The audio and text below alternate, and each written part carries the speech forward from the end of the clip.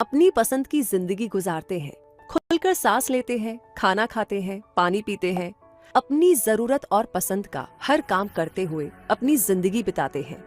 लेकिन क्या हम ये भूल जाते हैं कि अर्थ पर रहने वाले हम अकेले नहीं हैं?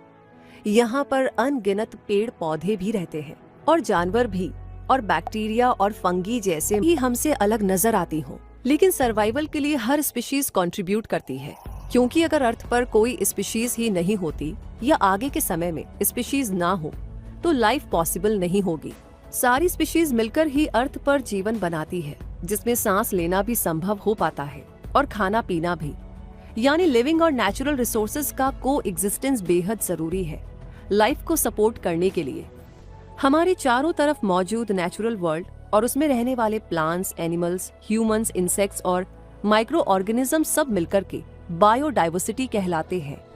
और खासकर एक पर्टिकुलर एनवायरनमेंट में रहने वाली प्लांट और एनिमल स्पीशीज उस एरिया की बायोडाइवर्सिटी बनाती है। बायोडाइवर्सिटी यानी जैव विविधता हर तरह के जीवन से भरपूर है। अर्थ पर मौजूद हर कॉन्टिनेंट और हर कंट्री की अपनी बायोडाइवर्सिटी होती है, जिसमें बहुत तरह के प्लांट्स और एनिमल्स पाए जाते हैं। ये बायोडाइवर्सिटी बीते 3.5 बिलियन ईयर्स में बनी है। भारत अपनी रिच बायोडाइवर्सिटी के लिए जाना जाता है। ये ऐसी 17 कंट्रीज में से एक है जो मिलकर के वर्ल्ड बायोडाइवर्सिटी का 60 से 70% बनाती है। भारत का लगभग 25% जियोग्राफिकल एरिया फॉरेस्ट और ट्रीज से कवर है। यहाँ का वेदर, टोपोलॉजी और हैबिटेट की wide range wild life diversity को भरपूर सपोर्ट करती है। वाइल्ड लाइफ जिसमें फ्लोरा यानी पेड़ पौधे और फौना यानी एनिमल्स आते हैं, वो हर तरह के इकोसिस्टम में पाई जा सकती है। यानी पहाड़ों पर भी तो घास के मैदानों में भी, रेगिस्तानों में भी और ट्रॉपिकल फॉरेस्ट में भी, डेजर्ट से लेकर रेन फॉरेस्ट तक हर कहीं वाइल्ड लाइफ को देखा जा सकता है। इंडिया एक मेगा डाइवर्स कंट्री है जो वर्ल्ड लैंड एरिया के केवल 2.4% भाग को कवर करती है, लेकिन वर्ल्ड की सभी रिकॉर्डेड स्पीशीज का 7 से 8% यहीं पर पाया जाता है, जिसमें 45,000 से ज्यादा प्लांट स्पीशीज और 91,000 एनिमल स्पीशीज शामिल हैं। दुनिया में मौजूद मैमल्स का लगभग 7.6%, एम्फीबियंस का 14.7%, बर्ड्स का 6%, रेप्टाइल्स का 6.2% और फ्लावरिंग प्लांट स्पीशीज का 6% भारत में पाया जाता है। ये वर्ल्ड की मोस्ट बायोलॉजिकली डाइवर्स कंट्रीज में से एक है।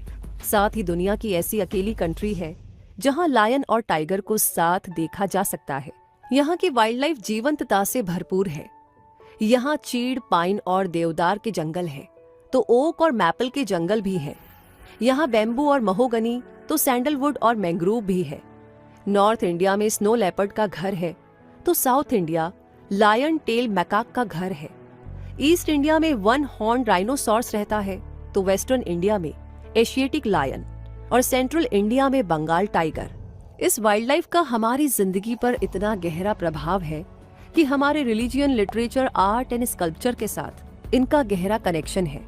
इंडियन माइथोलॉजी में देवी दुर्गा का वाहन है लायन, जो करेज और ब्रेवरी का सिंबल है। पावर, विजडम और स्ट्रेंथ का सिंबल माना जाने वाला एलिफेंट बुद्धा और भगवान गणेश से रिलेटेड है। और कमल का फूल, जिसे गुड फॉर्च्यून और प्योरिटी का सिंबल माना जाता है, उसे भगवान विष्णु, ब्रह्मा, कुबेर, देवी लक्ष्मी और सरस्वती से संबंधित बताया जाता है। यानी वाइल्ड लाइफ केवल इंडिया के जंगलों में ही नहीं बसती, बल्कि इंडिया के दिल में भी बसती है और यहाँ के जीवन का अभिन्न अंग भी है। ये वाइल्ड लाइफ इकोसिस्टम का बैलेंस बनाती है, फूड चेन को मेंटेन रखती है और हम इंसानों के लिए एग्रीकल्चरल और इकोनॉमिकल इम्पोर्टेंस भी रखती है। हमारी जिंदगी के बैलेंस को बनाने में कंट्रीब्यूट करने वाली वाइल्ड लाइफ आज हर तरफ से खतरे से घिर चुकी है। Over hunting, habitat loss, pollution, illegal wild life trade और ह्यूमन वाइल्ड लाइफ कॉन्फ्लिक्ट जैसे बहुत से रीजंस के चलते आज कई प्लांट एंड एनिमल स्पीशीज तो एक्सटिंक्ट हो चुकी हैं, यानी अर्थ से हमेशा के लिए खत्म हो गई। और बहुत सारी ऐसी स्पीशीज भी हैं जो एंडेंजर्ड है, जिनके अस्तित्व पर खतरा मंडरा रहा है, जिन्हें बचाना बेहद जरूरी है। और इसलिए IUCN रेड लिस्ट, जिसे रेड डेटा लिस्ट भी कहा जाता है, वो वर्ल्ड की उन बायोलॉजिकल स्पीशीज को इवेलुएट करती है जिन पर एक्सटिंक्शन का रिस्क बना हुआ है, और उसी बेस पर स्पीशीज को वल्नरेबल और एंडेंजर्ड के तौर पर लिस्ट किया जाता है। वल्नरेबल स्पीशीज वो है जिन्हें जंगलों में एंडेंजर होने का हाई रिस्क है, जैसे ईस्ट इंडियन महोगनी और निकोबार फ्लाइंग फॉक्स। और एंडेंजर्ड स्पीशीज ऐसी स्पीशीज जिन पर एक्सटिंक्शन का रिस्क है, यानी जो विलुप्ति के कगार पर है, जैसे Asiatic lion, snow leopard, ebony tree और मालाबार लिली। यानी हमारे प्लैनेट की बायोडाइवर्सिटी खतरे में है। डेवलपमेंट और डिजीज जैसे जाने ही कितने रीजंस इसे अफेक्ट कर रहे होते हैं, इन्हें बचाना ही होगा। इसी के फेवर में एक कदम बायोडाइवर्सिटी हॉटस्पॉट को आइडेंटिफाई करना है। वर्ल्ड में 36 बायोडाइवर्सिटी हॉटस्पॉट्स हैं, जो अर्थ के लैंड सरफेस का केवल 2.5% कवर करते हैं।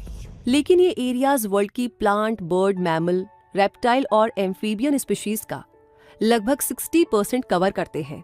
बायोडाइवर्सिटी हॉटस्पॉट्स का मतलब ऐसे रीजन से है जिनमें प्लांट्स और एनिमल स्पीशीज की संख्या बहुत ज्यादा हो, लेकिन हैबिटेट लॉस और अदर ह्यूमन एक्टिविटीज की वजह से जो खतरे में भी हो। भारत में ऐसी 4 बायोडाइवर्सिटी हॉटस्पॉट्स मौजूद हैं। Himalaya, Indo Burma region, western Ghats और सुंडालैंड। हिमालय एशिया में मौजूद एक माउंटेन रेंज है। यहाँ वर्ल्ड की कई हाईएस्ट माउंटेन्स हैं, जैसे माउंट एवरेस्ट। इस हॉटस्पॉट में नेपाल, भूटान, सिक्किम, अरुणाचल प्रदेश और बर्मा के एरियाज आते हैं। इस हॉटस्पॉट में पाई जाने वाली 10,000 प्लांट्स स्पीशीज में से लगभग 3,160 स्पीशीज एंडेमिक हैं, यानी कि ये स्पीशीज सिर्फ उसी जियोग्राफिकल एरिया में पाई जाती हैं और दुनिया के किसी भी और हिस्से में नहीं मिल सकती। यहाँ पर लगभग 980 बर्ड्स, 305 एम्फीबियंस स्पीशीज पाई जाती हैं, जिनमें से कई एंडेमिक भी है। यहाँ वल्चर्स, टाइगर्स, एलिफेंट्स, राइनोज और वाइल्ड वाटर बफलो जैसे बहुत से बिग बर्ड्स एंड मैमल्स की पॉपुलेशन पाई जाती है। और यहाँ endangered white wing duck, white bellied heron, golden langur, red panda और साउथ एशियन रिवर डॉल्फिन भी रहती है।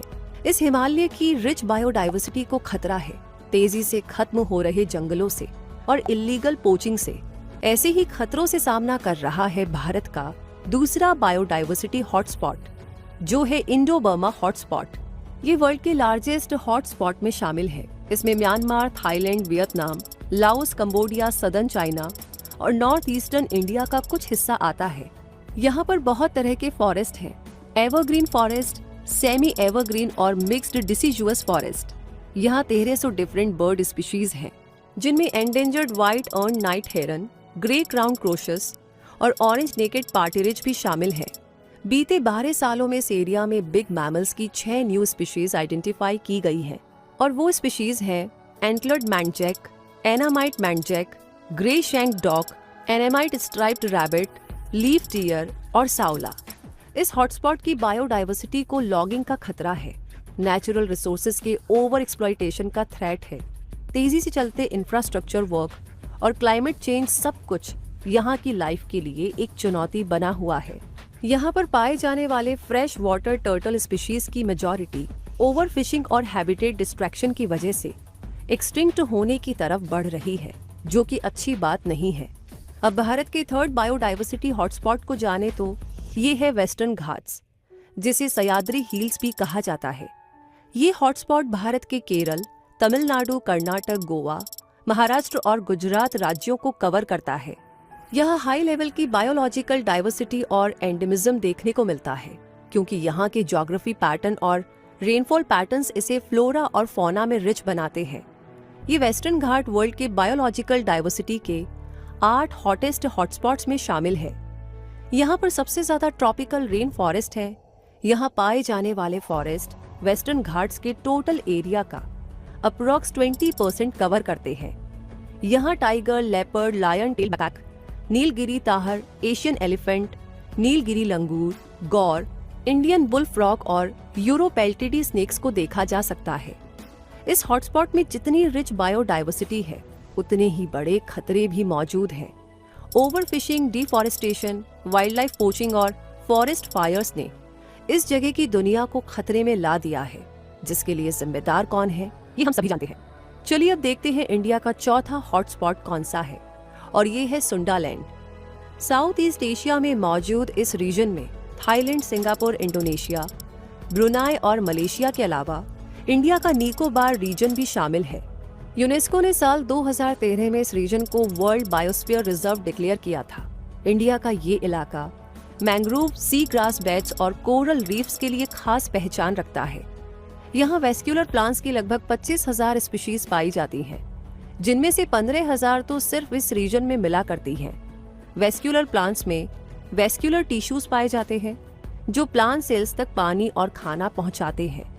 साथ ही ये हम इंसानों को फूड, शेल्टर, फ्यूल और मेडिसिन भी ऑफर करते हैं। रोज, ट्यूलिप, मैंगो, कॉर्न इसी तरह के प्लांट्स होते हैं। यहाँ वर्ल्ड का लार्जेस्ट फ्लावर रेफ्लीजा भी देखा जा सकता है जो 3 फीट तक ग्रो कर सकता है। वैसे यहाँ फ्लोरा के अलावा फौना भी भरपूर है। यहाँ ऑरेंगुटन जैसी आइकॉनिक स्पीशीज रहा करती है। प्रोबोसिस मंकी, पिग टेल लंगूर, जावन एंड सुमात्रन राइनो, बाली माइना, जावन हॉक ईगल, मैंग्रोव टेरापिन और स्लेंडर टॉड्स जैसी स्पीशीज भी इसे अपना घर कहती हैं। लेकिन इन अनोखी स्पीशीज और इनका घर भी खतरे में है।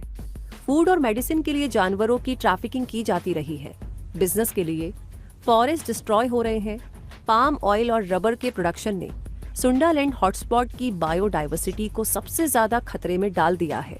तो देखा आपने, इन चारों हॉटस्पॉट में बहुत से अनोखे जंगल हैं और बहुत से अनदेखे अनजाने एनिमल्स हैं जो अपनी जिंदगी को अपने इन घरों में चैन से जीना चाहते हैं।